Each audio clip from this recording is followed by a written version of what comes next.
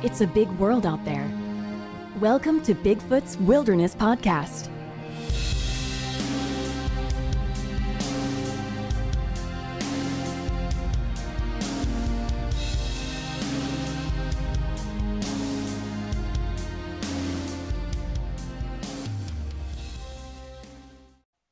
All right, and welcome back to Bigfoot's Wilderness Podcast, episode number 7. I've got a great guest lined up for you all tonight. His name is Doug, and he had a most unusual encounter in Northern Virginia. As you'll hear, this was way back in the 1970s, when the D.C. area wasn't nearly as congested with endless subdivisions and what I like to call McMansions. The more interesting aspect is that the creature was well known and had a name. Ever heard of the Mount Vernon monster? It's true. It was even written up in the Washington Post. So sit back and listen to Doug's encounter. If you'd like to share your encounter, and would this have been... I certainly hope you enjoyed that interview with Doug. My encounter happened in Virginia. Things have changed so much since the days of... Virginia. I live in Kentucky now, but this was a while back. I think it's, oh Lord, I want to say the early 90s. Early 90s, I believe, yeah. 92, 93 maybe. I'm not exactly sure of the year. I was trying to go by when I had moved back in to my parents' house and was renting the basement from it. I'm thinking that was the years. So that was about that time. But no, my encounter, and I didn't even know what I had run into, But yeah, I can explain to you what happened if you're ready. Or absolutely, yeah. Go ahead and start from the beginning, and as much detail as you can give would be great. Okay. All right. Let me see what I can do here. I'm not sure where to start. I guess maybe I can start a little bio. I was born and raised in Washington D.C. From the Anacostia area, and then we moved to Maryland and in Alexandria, Virginia. So I guess this area that I'm talking about, Mount Vernon, is considered Alexandria in a way. And it's not, I've never heard of too many people, having something of all the encounters I've listened to. I've never heard of too many people having one really close to the city, other than I think I read one about Baltimore, Maryland years ago or something that didn't know if that was legit or not. But to me, I wasn't quite sure what I had come across because, it was just the craziest thing. And to me, I thought that, the Sasquatch or Bigfoot, I thought there was only one. And I thought that was the one over there in, California, I guess, where they jumped off the horse and took a quick video of it, the Patty film. Yep. I thought that was, okay, that's Bigfoot. There's only one. And, and that was it. I never understood what I had run into. It was years later until I realized, wait a minute, I come across some stories and some, I guess, videos and stuff of people with their encounters and some of the things that have happened during their encounter, which just the light bulb came on in my head and I went, oh, wow. Okay. That was it. That's what that was, so it was, as crazy as it is, I guess, back in this area, I'll try to give a pretty exact, location. It was if you're going down Route 1 in Virginia, in Alexandria, Virginia, you can in between Fort Belvoir Army Base and let's say Alexandria, there's an area called Mount Vernon, and they have that's basically what where I was living at the time. There's some woods that lead from behind where I was living at in my home, which was at the time was called Corcoran Street.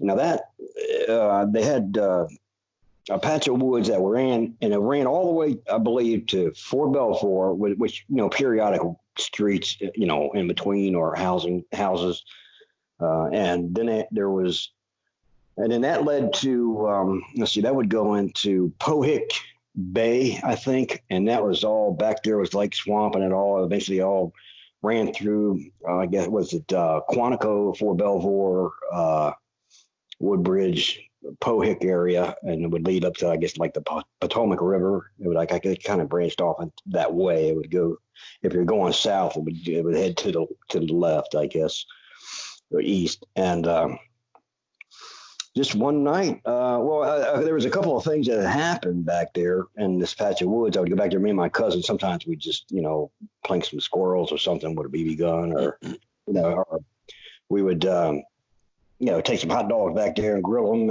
and just kind of take it back there, and because we were like woods kids. We hit every patch of wood we could find, we would hit, and just explore or whatnot. But I would cut through this.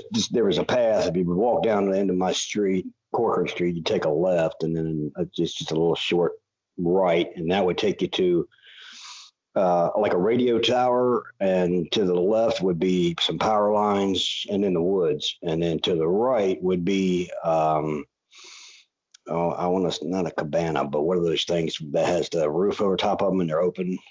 What do you call that? I can't think of it.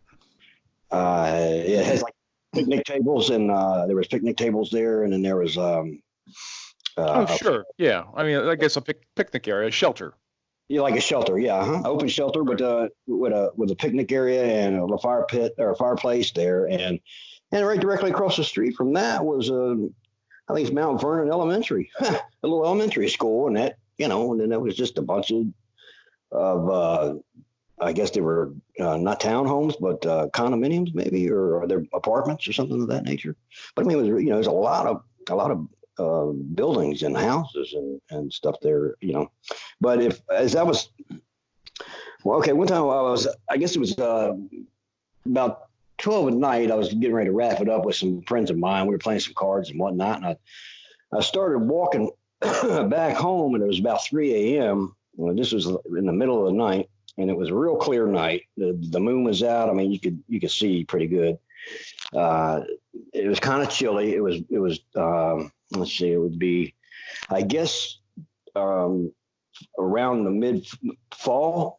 All the leaves hadn't quite fallen yet, but there was a lot of them on the ground, and it was just kind of a clear, crisp night. So when I left the house, I guess I left about 2:30. By the time I get to the path, it takes me about maybe 20 minutes or so. So it's about, I would imagine, about 3 o'clock in the morning. And I get on the path and I start walking towards my house. And now I'm going back south this way. So it would be, the power lines would be in front of me and then to my right eventually. And then to my left would be the little cabana type thing, and with the elementary school on the left. But I had to go through the little patch of woods, and it cut behind a shopping center. And you pass the shopping center, and then I'm on that path.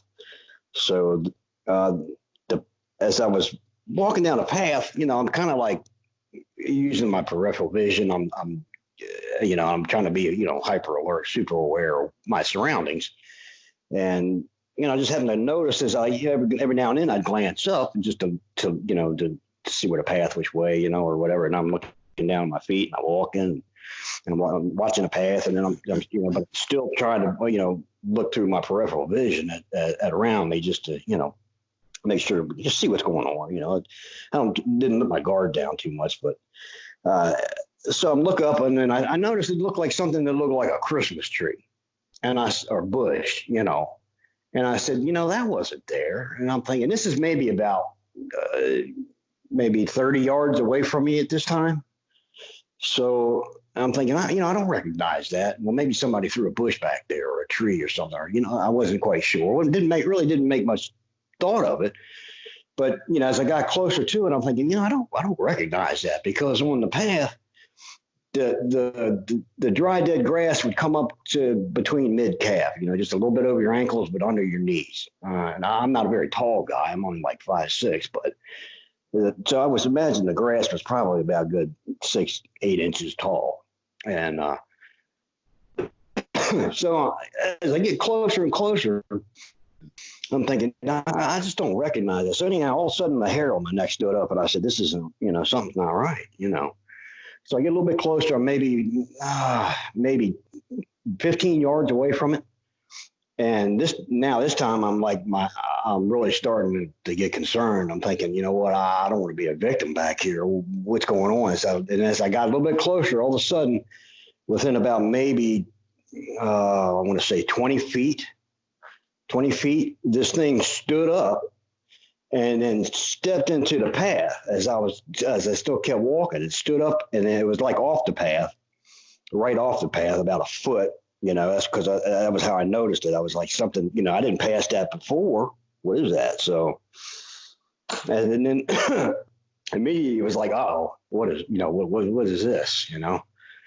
So I was thinking, this is a pretty stout looking thing, pretty stout looking. I wanted to say dude, because at the time that's what I was thinking. I was like, it wasn't much taller than me. It wasn't super tall. It wasn't like 7 foot. This was probably maybe 6 foot.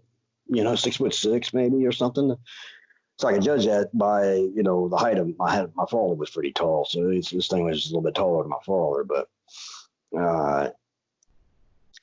as it stood up, it stepped out on the path in front of me. So I was like, okay, I'm not going to be a victim. So as I kept walking I walked right up to the thing.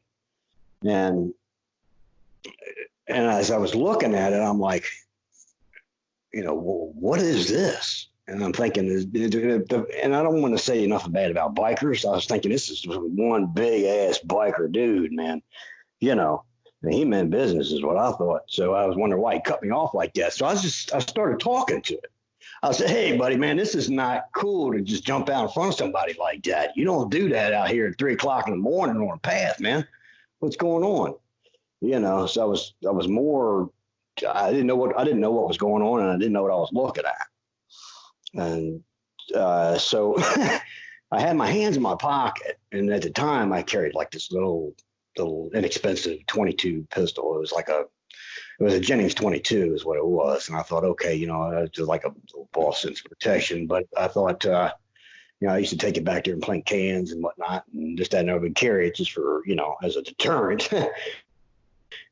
but I was thinking, I don't want to do this. I don't want to use this. What is this, So just a whole million thoughts went into my head all at one time. So I had both my hands in my pocket, and I pulled my hands out of my pocket, and I don't know why I did this, but I held my hands up in the air like if you're the police officers tell you to put your hands up, and I did that, and then I turned my hands for some reason. I don't know why I made it clear that I didn't have anything in my hands. I have no reason, I don't want to understand why I did that. It was just like an automatic, like an instinct or something. I couldn't tell you the reason for that. I was trying to, I guess, let the person know, hey, man, I'm just cutting through. I don't mean no harm. I don't care what you're doing back here. I'm cool. I just want to get through. All I want to do is get home. And but what I said to it, I said, man, this is not cool to jump out on somebody on a path like that. And this time I'm right up to it. I'm within about 3 to 4 feet of this dude thing, which I know now was a Sasquatch. And as I was looking at it, when I told this before, I don't remember saying it. Anyhow, I lit a cigarette. I pulled a cigarette out and I lit it up. And when I lit it up, the light from the cigarette even illuminated this thing a little more. And what I saw, I said, when I saw the face, I said, what the hell is this, man? What is that? And it's just, I was using the other word, the F word. Right. And I just kept saying that over and over and over again. What am I looking at? What is this? I've never seen nothing like this before. And this isn't, I'm thinking, but it was human looking. I mean, it didn't have the human features to a certain degree. It was just, I couldn't understand what I was looking at. It just threw me way back. And I was, so I lit a cigarette and I got a better look at its face. And I was like, this thing is hideous. What is it? What did it do, man? You look like I'm thinking to myself now. I didn't tell him this. I'd say this, but I'm thinking to myself, man, you look like you got into a serious scrump with something or something, just what in the hell happened to you, man? And then I realized, wait a minute, I'm not looking at something human. What am I looking at? you know, uh, but it had I had arms and hands, and and a head, a face, and the color of it.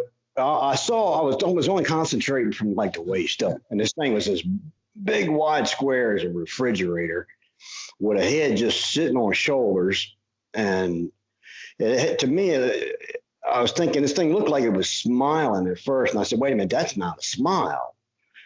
This thing had a jaw, reminded me of like a big robot jaw for some reason. Just reminded me of a jaw that had bolt hinges or something on the side from where the jaw hinges." And I was thinking, what, I just couldn't understand what I just over and over in my mind. I was thinking, what in the F am I looking at? What, So I noticed it was like a light brown color, almost like I want to say an Afghan colored dog, kind of like that color, like almost like a dark, dirty blonde. And I heard another gentleman say that the one he saw had something like a rock star hairdo. Well, this is what this thing had. This thing had like the perfect part down the middle, hair down to his shoulders, like rock and roll looking hairstyle. It was the only thing I could think. That was a good way that he put that, because I couldn't figure out what. To me, I couldn't figure out what it was. It was just like just a really long hair that looked like it'd been well groomed, well taken care of, but the rest of the body had like real short curly hair on it. I want to say like a certain type of dog, where it's not real shaggy, but you could tell it's hair, but it's curled up on it. And the impression I got off of this thing was like it was, and I hate to say it was like a like a kind of like a punk juvenile thing, like a punk juvenile teenager. That was the impression that I had gotten off of this thing was just, this is not a full grown dude, whatever it was, but it was more like, hey, I'm here. I'm letting you know I'm here. And what are you going to do about it? Was the impression I got from it. So, I don't, and when I went, and when I finished, I don't remember every word I said, but I do know I said, man, that's just ain't cool to be stepping out in front of somebody like that. I put my cigarette in my left hand. I put my other hand in my right pocket of my jacket. And then I went to go take a step and I was waiting for it to move. I thought, okay, well, this thing's going to move. We're going to, when two people kind of like when they're walking at the mall or something, and they go to, and you walk in front of somebody and somebody's walking towards you, you kind of do that little dance, left, right, left, which, just kind of which way am I going to go around this thing? And it wasn't moving. So then all of a sudden I pulled my hand out of my pocket and I was going to like tap it on the shoulder. Like sometimes for me anyway, if just to let somebody know, hey, I'm sorry, I don't mind stepping out of your way, and then kind of tap somebody on the shoulder and say, okay, have a great day, and go on about, go around and go about your business, which is what I was going to do. But immediately when I went to go put my hand on the shoulder of this thing, something said, no, don't do it. Don't touch it. Don't touch me. Don't put your hand anywhere near me. And I immediately withdrew my hand. So I started walking. I walked around. I had to step around it. I walked around it. And then, the hair on my neck was standing up so bad. And then I was like, then all of a sudden my ears started ringing real bad. And it was really hard to hear. I'm like, man, I don't know whether that was from shock or that was just, just from, just the experience itself. But my ears were ringing so loud that it just wasn't normal. I said, this isn't normal. There's something is supernatural about this thing, this whatever this is. And so as I go around it and I start walking away. And I get down the path a little bit, and then when you get off the dirt path, it comes to this little gravel type road. As I got onto the gravel road, well, let me back up just a second. As I went around it and I was still on the path, I started walking. I noticed that I could hear this,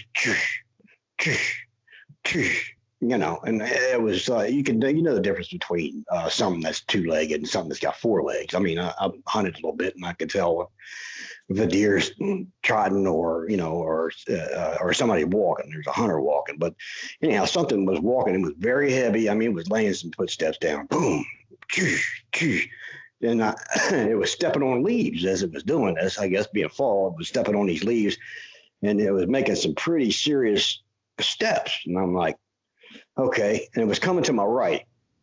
And then to my right was the woods. And then there was there was kind of like a cut where the power lines were. And then there was the path, and the path led to the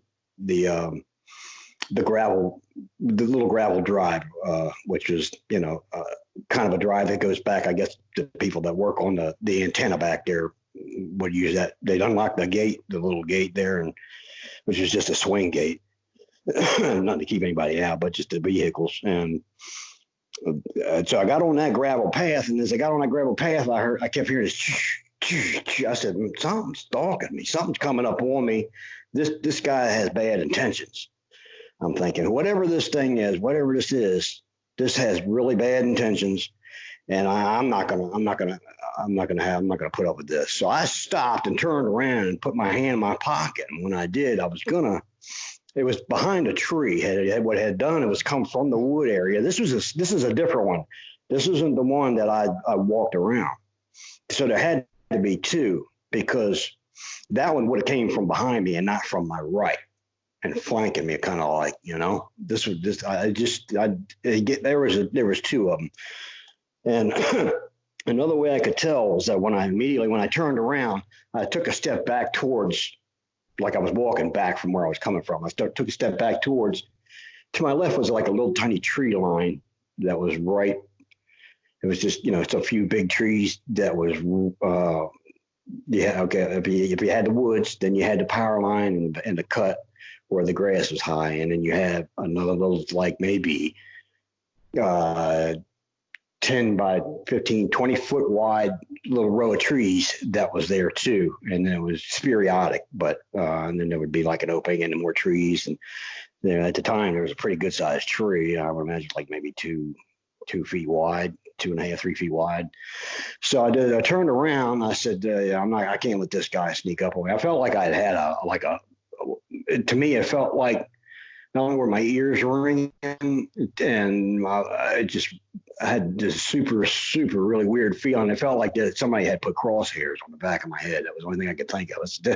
I said, man, something is really, really, staring at me hard.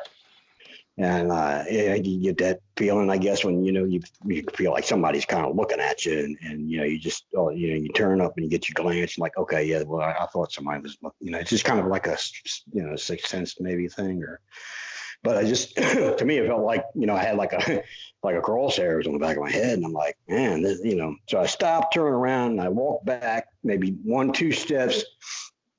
And I was saying, okay, and this thing's looking at me out the side of the tree, but it's not the same one. This one's bigger. This one's a little bit taller.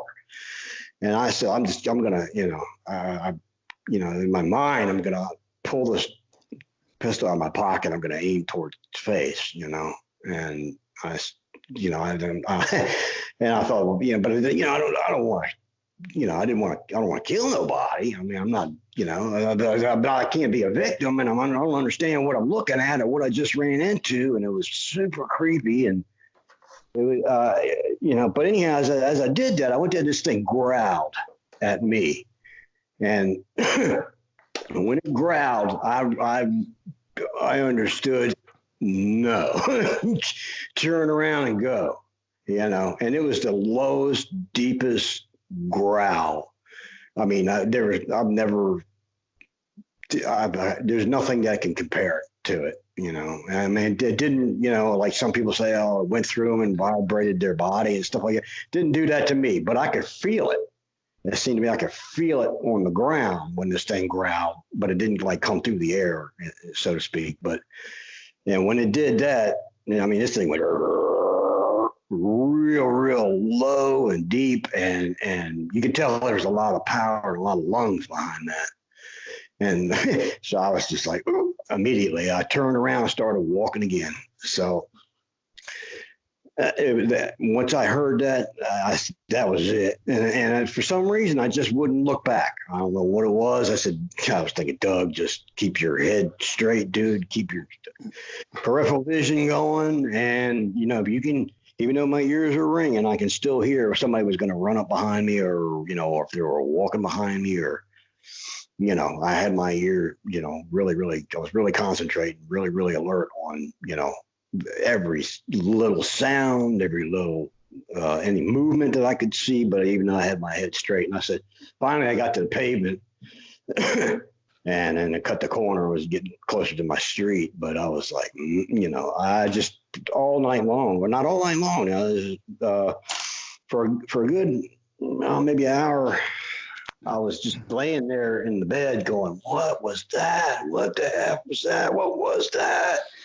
And I just, and I'm thinking that looked like that thing in the movie, The Troglodyte, I saw when I was a kid. I mean, what it was, and I just kept thinking, that was real, man. What was that? I mean, and just the impression I got from it was this thing was like, look, it was built for business. I know that. This thing meant business. And it was kind of like, look, well, I got you. What are you going to do about it? And I just tried to be kind of like friendly and talk, but it never said anything. It never opened its mouth. It never did anything other than just stare at me. And it looked like it was just like that 1,000-mile stare. Like there's, like like the airplane's flying, but there's no pilot, and I'm like, oh man, what is this? So, I mean, it was like there's no soul in this thing or something really, really weird. Crazy, but it took me years to really figure out what I had ran into because of out of curiosity, I've always had the what do you call it? The interest in things like the Loch Ness Monster and the Bigfoot and UFOs right. And that sort of thing. But, ever since I was a kid, I was like, wow, these are neat. But, how is it real? Can you explain it? And as I got older, I realized, okay, I understood a little bit more and became a Christian, and I had the Christian view on all this stuff. But like, it's like, the Patty film, just 1 years till later, I realized, wait a minute, that's a female. There's a female that's having children, and that means there's more than one. And, so, but I was always thinking it was just the one creature up in Northern California, I guess. I forget what you call that area. I think it's Willow Creek. Yeah, it could be Willow Creek. Yeah, I think so. Yeah. Yes, sir. And I guess it was Bob Gimlin and the other gentleman jumped off the horses and they were filming it. That was the original Patty film. That's like I thought there was only just the one, Yeah. Well, you certainly experienced two. Yes, I did. And the crazy thing about it was, not like that wasn't crazy enough.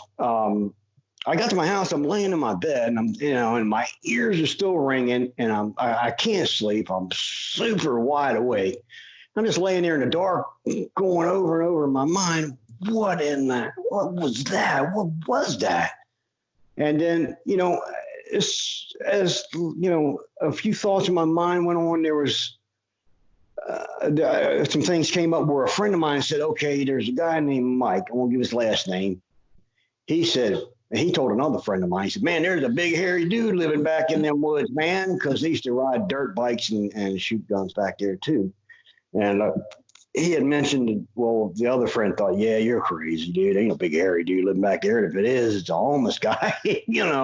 Unfortunately, it would be a homeless person. That's not funny. I'm not making fun of people that are in that situation, but just, it would be a homeless guy that probably hadn't shaved in a long time or something, or been able to get a haircut or, and that was just the way that was played off. But I can remember when he said that to me, that, that kind of struck me as, okay, maybe that's what he saw back there. That must have been what he saw back there. And then there was a couple of times where, like I said, we would go back there and I would go back there with my cousin and we would grill hot dogs or whatever, just kind of kick around back there. One time, going back there, and I didn't realize, maybe, I don't know if this is Sasquatch behavior or not, but this is what I through the years of, and other people's encounters and what they've experienced and how they, put it together. I'm thinking, okay, there was a few certain things to me that just seemed out of the ordinary and kind of just stuck in my mind. Like, wait a minute, there's something ain't right about that, So I remember one time going back there, we were grilling some dogs, and my cousin said, man, there's somebody looking at us from around the tree over there, dude. There's somebody peeking at us, man. I said, well, who? He said, I don't know who it is.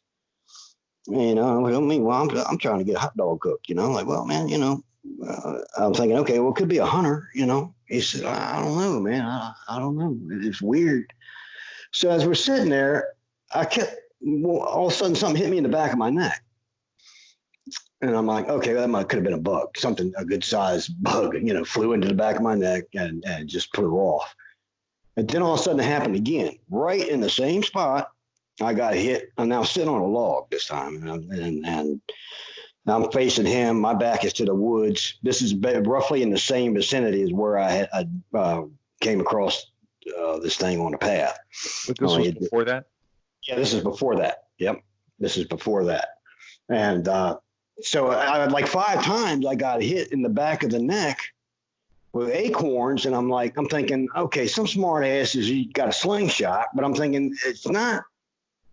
It's not stinging as bad as where if somebody hits you with a slingshot, but an acorn's not going to fly straight like that. Somebody's not going to be able to hit me in the same spot in my neck with, and it's not a BB. I mean, it was too big. And because I got up and I turned around, I looked and it was an acorn. I said, okay, but somebody's throwing acorns at me. What the hell? And and my cousin said, hey, man, was somebody peeking that behind a tree? And I'm like, okay, so I got real mad, and I grabbed a handful of rocks and dirt clods, and I just flung them back there. And I said, hey, you better quit your stuff, man. We ain't bothering you. And just, I didn't see anybody, didn't see anything, didn't hear nothing. I asked him, I said, you still see whoever it is back there? And he said, no, I don't see him now. I said, all right, buddy, well, we're going to let it go, I guess. So, they were grilling our hot dogs, and then out of our left, here comes this guy walking up. He's in full camo, from face to toe. He's in full camo, and he's looking at us, and he's got one hand in his jacket. So he's got a bow in his hand, and he's got one hand in his jacket like he's got, like he's strapped. He's got something, a shoulder holster on. To me, it's what it seemed like to me. Well, he comes walking out. We're still grilling our dogs, drinking sodas and kicking a bobo. And he comes walking up to us. I turn the radio down and I said, hey, what's going on, man? You want a hot dog? He said, no, real firm. Like, you own this land? I said, no, nobody owns this land. If anybody owns it, it's probably Fort Belvoir that owns up this land. He said, then he's just real stern. He said, what did he say? He said, well, you ain't supposed to be back here. I said, we're back here all the time, man. There's a lot of people that come back here, not often, but there's people that come through, they cut through, or they're back here departing in the woods, whatever.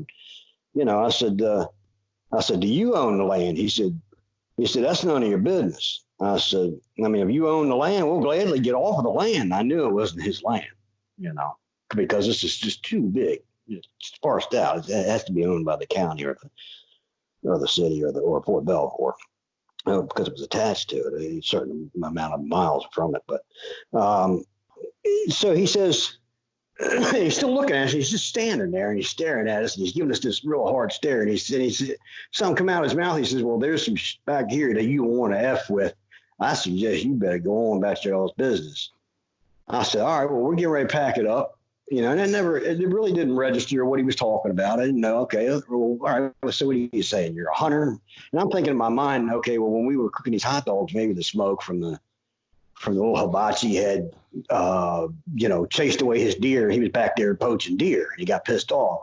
That was what went through my mind. But I'm thinking to myself, why would he say there's some shit back here that you don't want to F with? And at first I was thinking he's talking about himself.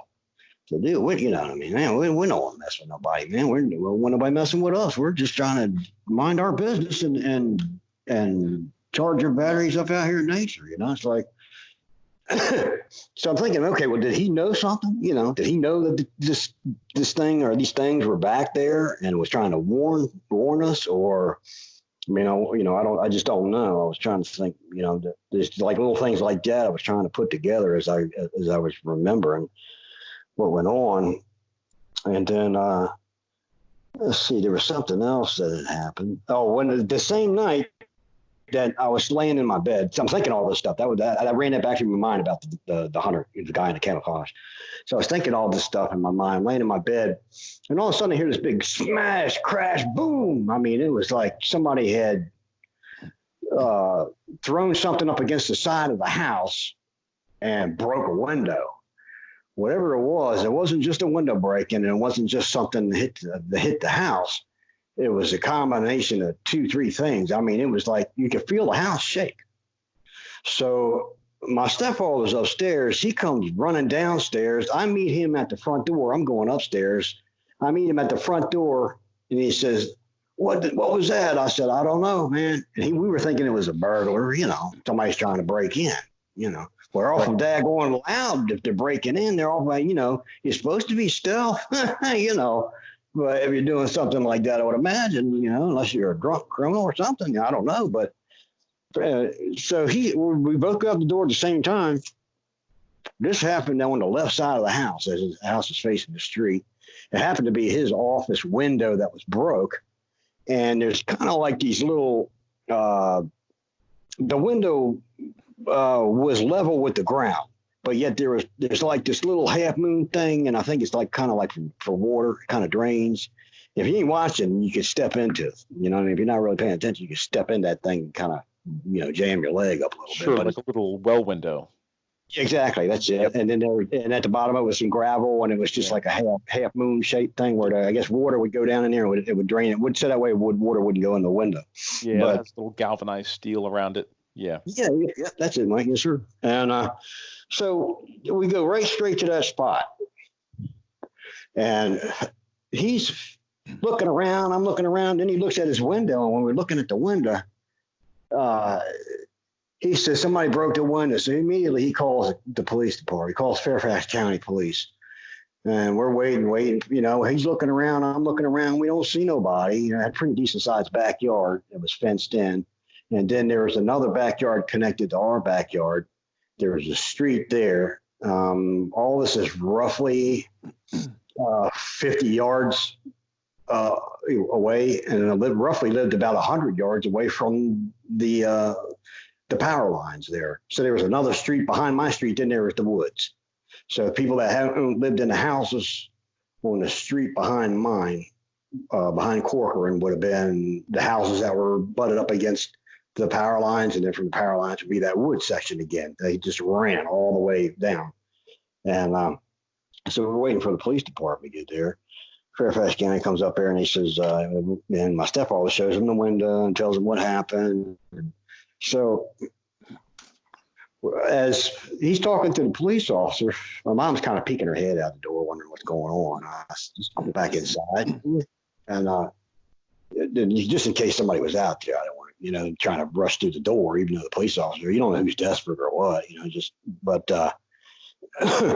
so he's talking to the police officer, and so the police officer says, well, if you look closely, there was blood on the window where it was broke, and there was some hair there. And so he pulls this hair off there and he says, oh, that's deer hair. And I'm looking at it, and I'm thinking, that's awful long for deer hair. You know what I mean? That's just don't look like deer hair to me, And I'm not thinking that I don't know anything about the Sasquatch, anything, some of their behavior, and I'm not even saying this was Sasquatch related or related to my incident earlier. I'm just saying this really seemed weird after what I had seen earlier, about an hour and a half earlier. So about 4:30 in the morning. He's saying, well, we've had an incident where a deer had seen its reflection in this lady's window, jumped through her window like it was going after another buck or something, and ended up in her living room, and and all this other noise. And he's saying that a deer would have stuck its head down in there, and I'm assuming it had maybe it had a decent rack, which it wouldn't have been able to get its head down in there. You know, it's bad enough you're going to get your leg or foot down in that. You know, it could be in the average size window, and it didn't only came out about maybe 6 inches. You know, 8 inches at the most, I think, to where it hit the metal, half moon metal corrugated whatever, and I was just looking. I was thinking, you know, in my mind, I'm thinking that's a little bit too long, deer hair. But that was one hairy ass deer. You know, I'm not thinking anything about it. So, you know, so the officer said, "Well, that's probably what it was. A deer seen its reflection in that window and thought it was another deer and probably headbutted it." And I'm thinking, yeah, but that's deer. No, deer's not going to get its head down in there, you know. But then that was the way we took. That's what we said. Okay, well, he knows. He's an officer. He knows what he's talking about, and you know. But I don't even know why I'm questioning it. I'm sorry. Were you gonna say something? No, I was just chuckling to myself. At 3:00 in the morning, a deer is out looking at his reflection. You know. Yeah. Now this is about 4:30 in the morning now. Yeah. This is about an hour and a half after the incident I had. Same night. You know. That's what I'm thinking. Yeah. You know. So, you know, he's a police officer. He knows best, is what we're thinking. Okay, well, then it must have been he's seen a situation where a deer had seen his reflection and, you know, and went after another deer, went through this lady's window. And, you know, so we're like, okay, that's feasible. I understand. And I'm thinking to myself, wow, man, that was whatever hit the house, that deer had to be, you know, 6 feet tall, because it not only did it, the bottom section of the house was brick, the upper section was, wood, I guess, with paneling, and then you know, being a 2-story house, I'm like, you know, whatever hit the wooded part, that deer is not. What did it do? Flip upside down and its ass in hit the top of the wood, go past the, you know, and I'm thinking just common sense things, and I'm thinking, okay, well, he knows best, I guess, you know, and whatever this was hit kind of high up. It hit above the brick, which was about 3 feet. Yeah, I guess, you know, 3 feet high from the ground, and then up above that, it hit the wood. So I'm thinking, okay. Then all of a sudden, it's real quiet, you know, and they're kind of talking real low, and then we hear this lady scream. I mean, she screams at the top of her lungs, ah! Right? And the officer looks at me, and I'm looking at him. Him and my stepfather are all looking at each other like, what the hell, you know? So a couple minutes later, this lady I won't give her name. I knew her well. I know I went to high school with her daughter. And, well, she was a smoker. She'd go out on her back porch and smoke. So on the police officer's radio, I heard a prowler on the street behind ours. The lady says she's seen a prowler run and jump over the fence and ran into the woods. So I'm thinking, okay, damn, well, that must have tried to be, maybe that was a burglar, you know, okay. And she was out there smoking her cigarette. She, you know, there was another call. Well, he was on our call. I guess there was another squad car. I seen it at the end of the street go down to make the left and go on her street, I guess, to take her call. And I'm thinking, you know, did they run through our backyard? Did they hop the fence, run through our backyard, jump the other fence, and then go through her yard and while she was on her porch and then run into them woods back there? Why would they head that way into the woods? You know, you can't, you know, it's a long ways until you can get to the other side of those woods, you know. I mean, if you're going to hide back there, it's even though it was fall, you know, it's still kind of like swampy a little bit in some areas, you know. If you get your foot wet, you'd be cold, you know. And it was just a really weird night. And I'm thinking, you know, did this thing follow me home? Did it sense where I was at? You know, and meanwhile, I'm thinking, thing, dude, because I'm not sure what it is I'm seeing or what I had seen. So I guess it's just kind of make a long story short, I said to myself, well, whatever that was, it had to cut through here. It was walking along the side of the house. It stepped its leg down in there, broke the window, and fell into the house with such force that it shook the house and made the big smash, bang, crash noise, which was like all at once. It was like 3 different noises all at one time. It wasn't just glass breaking. It was, you know, something that hit the house too at the same time. And I said, did this thing follow me, jump, what's going on here, So needless to say, I really didn't sleep the rest of that night. The sun come up and I was like, man. So I ended up trying to fix the window, and there was blood on the window. And I don't know if the police officer took that hair or if he gave it to my stepdad, or I just don't remember. But, it's just a really crazy night. And so I guess, and then a couple of nights after that, there was, we had some neighbors, and they would grow rabbits and eat them. They are, they had little rabbit huts in their backyard, and they had like 5 or 6 rabbits back there. And I remember my stepfather come up to me and says, Dougie, what happened? I guess I don't better not give their name, but he said, man, you know anything about the rabbits next door? I said, no, what's going on? He's, well, all the heads have been popped off of them. I said, well, what do you mean?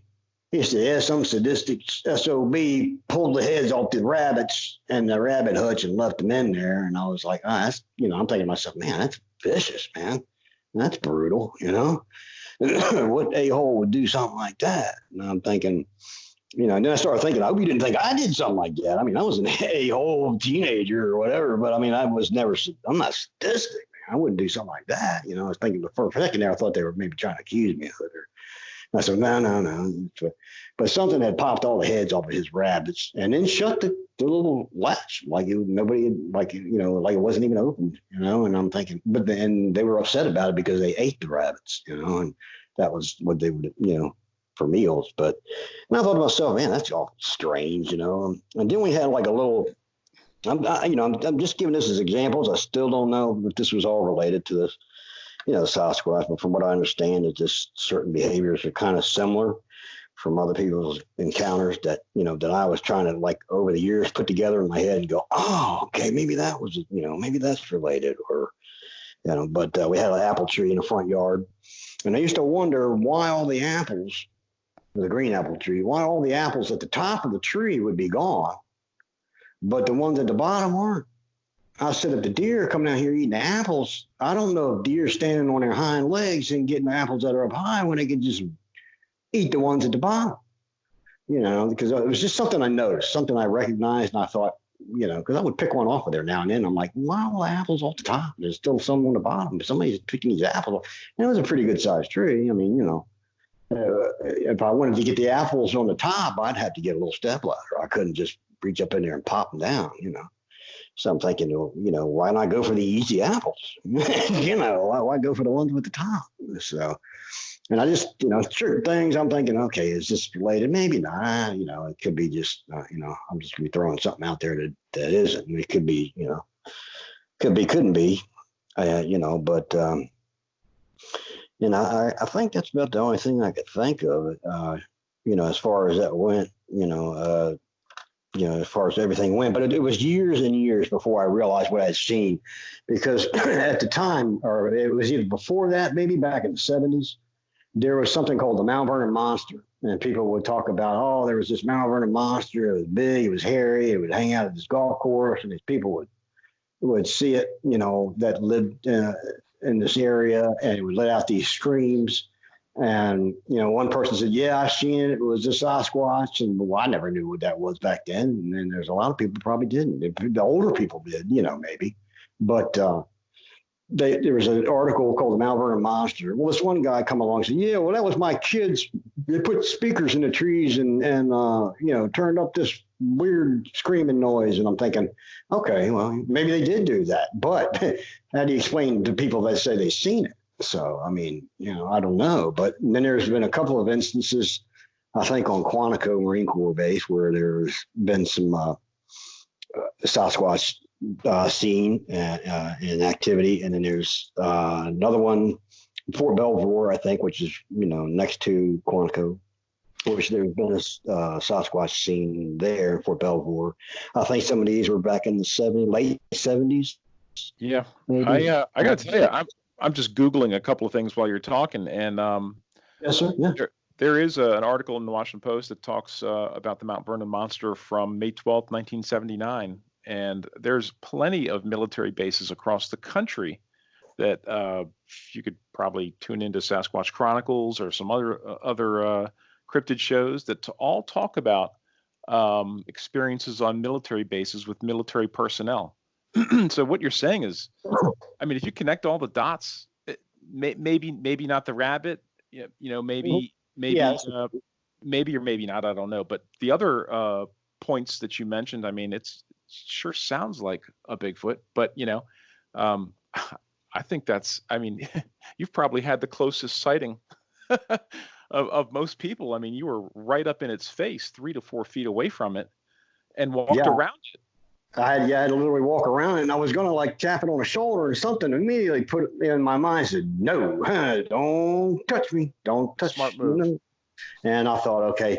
And as I did that, I thought to myself, I could just picture in my mind my arm being, wrapped around my neck or something, if I touched, it's like, no, no, don't do that. I don't know whether that thing portrayed that, not like mind speak type thing, because I don't know about that, but I'm, it was just, whether it was common sense or it just portrayed to me, don't, I mean Right. business. I got you in a situation, but Right. what are you going to do now? And so, as a friendly gesture, I was just going to tap it on the shoulder. And I said, man, I'm glad I did. And something just told me, bring my hand down real quick. And, so, but, I mean, I've heard of them, like looking in people's tents through the top and stuff, it's pretty close. And I think what really, that kind of shocked me is how close this is to the vicinity of a major metropolitan area, city, and I'm like, well, how can this thing be this close,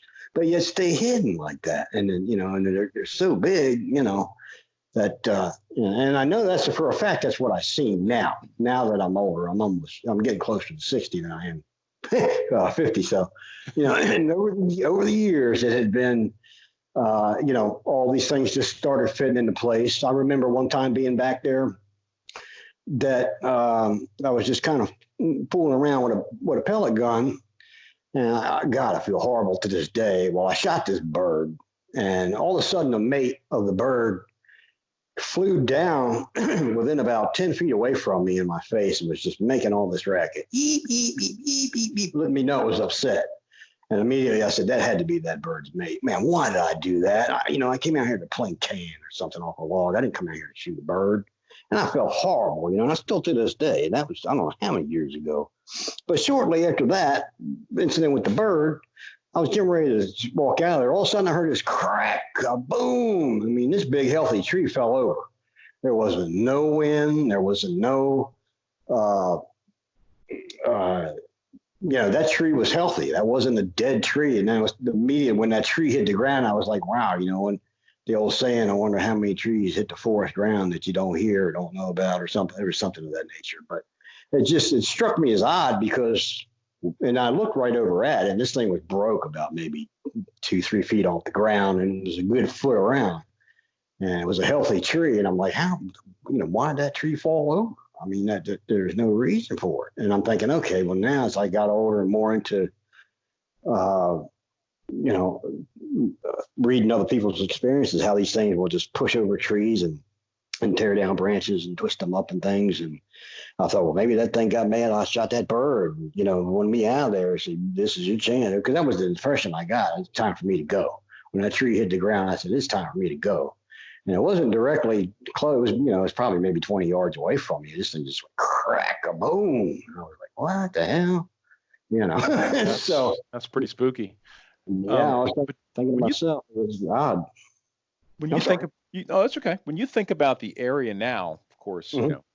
for those of us who've lived in the Washington D.C. area or have traveled up and down 95, I mean, when Yeah. you get to D.C. area, you get to Occoquan to Lorton, and the traffic just backs up, and Right. Woodbridge. I mean, it's just horrible. And there are plenty of open areas and wooded areas, but not anything like what you grew up in. It's just a population explosion up there. So I'm pretty sure if there's still a Bigfoot up there, he's probably living closer to Quantico than he is living in that neck of the woods because I'm Right. sure Quantico hasn't changed while everything else probably has. That's built up. Yeah, I was kind of trying to Google everything, and I was like, wow, they got all this stuff now. There's a lot of things that weren't there that are there. Like I went to Walt Whitman Junior High School. I don't think that's there anymore. I went to Mount Vernon High School. That's still there. Um, if you sound like you're very familiar with the area, that's good. Yeah. Yeah, Hey, I was born and raised in D.C. just like you. oh, you were? Okay, Yeah, cool. yeah. Lived in Silver Spring, Maryland, and Kensington, and I was born at George Washington University Hospital. I mean, I've worked for a big telecommunications company in D.C. In my earlier years, and I know the area well. And the area that you lived, I don't know that well, but when I look at the Google Maps, I mean, you lived right alongside water. I mean, you were right there.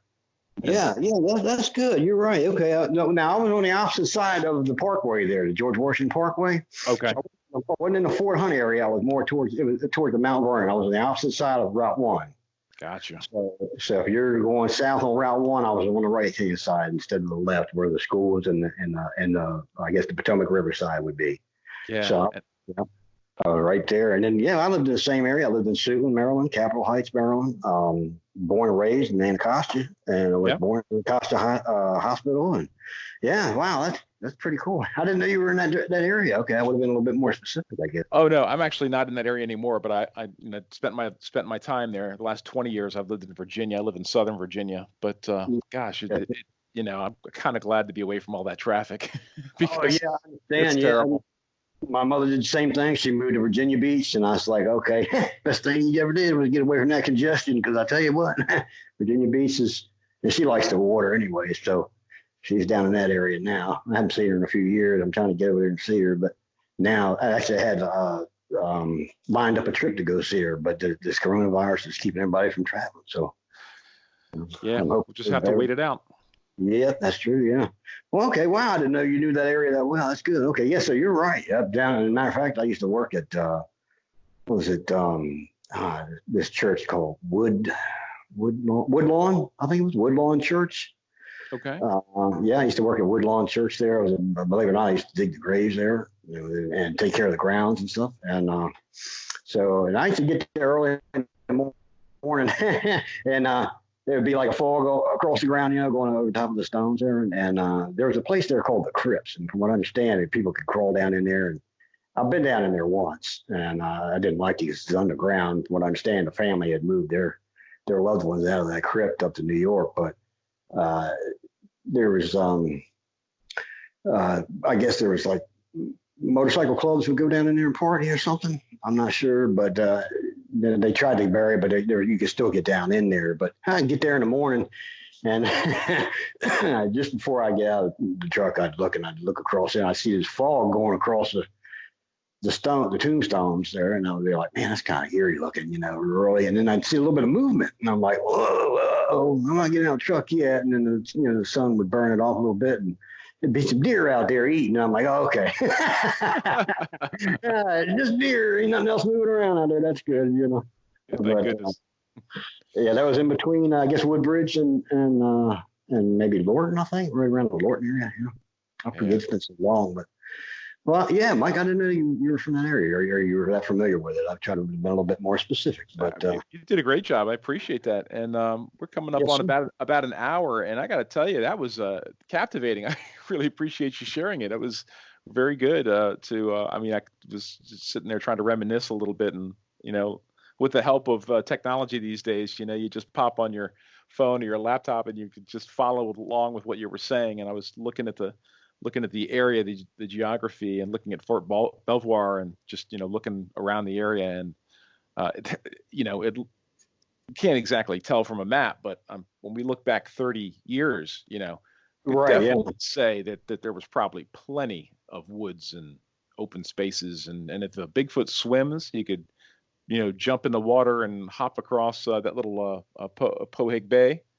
Exactly. Yeah, the Pohig Bay back there. Yeah, I remember when that was all woods. Probably still is. I mean, I'm not sure. I imagine there's a few, maybe homes or streets back there now. But yeah, that Pohig Bay, we used to go fish back there, and you get up to it. And I would imagine, I hear they're good swimmers. From what I heard on one podcast, these things you can swim across rivers with ease, or like the ones that I would imagine are kind of trapped in Florida in those. I guess they call them the skunk apes that are trapped in those park areas. And people say they see them, but then all of a sudden they disappear. But where they go? Well, they have to go in the water, I would imagine. You know. So. And since you said that you didn't mention anything about a smell, maybe he had just jumped in the water just prior to that. Oh yeah, could have. Yeah. Well, actually, I didn't smell anything. I didn't. There was no smell whatsoever at that. When I ran into this thing, there was no smell. I was, it was, but I knew that's what I had seen. It took me years to understand what I had seen, and I never really told anybody. I've only told 3 people, 5 total now with you. So, because people think, oh, you're nuts, man, or you're just making something up, or what I mean. It just took me so long to figure out what it was that I'd seen, and just by, I guess, happenstance, out of the curiosity of, I guess, like the unknown, or that people call it supernatural or whatever. Just having to listen to a person's encounter on a podcast, and I'm like, okay. So then I listened to another one, and then another one, and all of a sudden I really got intrigued with it, and I'm like, okay. And then I would hear things that I thought were similar to some of the things that I had seen, witnessed, or experienced, and I thought, okay.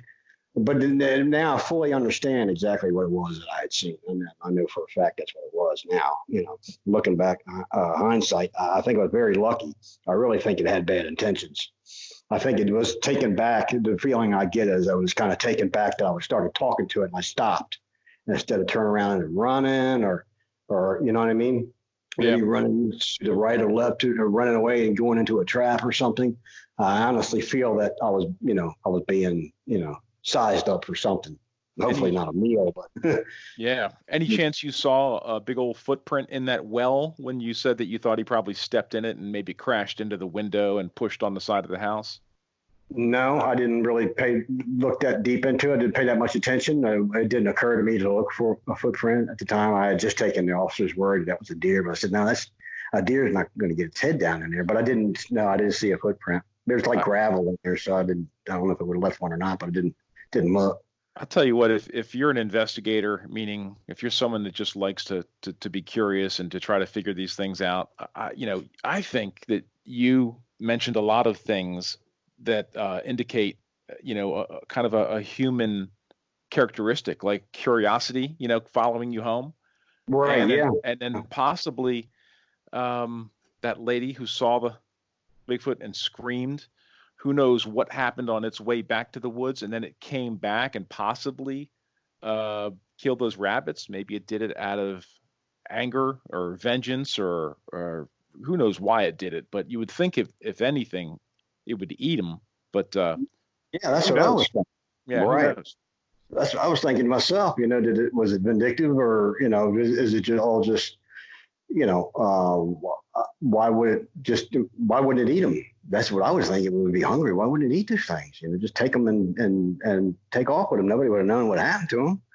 So, why just do something sadistic like pop the heads off of them and then leave a bloody mess in the pen? I was like, oh my God, who would do something like that? And I don't know of any, sadistic teenager or adult or anybody that would have went in the man's yard like that, because that rabbit hutch was not, maybe 30 feet from my bedroom window. And I didn't hear anything, didn't know anything about it until my stepfather mentioned it to me. She said, yeah, somebody killed their rabbits next door. And the way he mentioned the way it was done, I thought, oh, wow. Yeah. It's pretty brutal. Yeah. It is, yeah. And I just think, man, it was just real crazy experience. Like I said, I never told too many people about it. And like I said, all the other stuff could be related, maybe not, but I know what it was that I stepped right up to that night. And that is spooky. That is spooky. Well, Doug, thanks a lot for your time. I really appreciate it. And hold on just one second. Thanks for listening. We're all out of time for tonight. Check back for interviews and encounter stories on Bigfoot's Wilderness. By the way, you can now find Bigfoot's Wilderness on Apple Podcast, Spotify, and Podbean.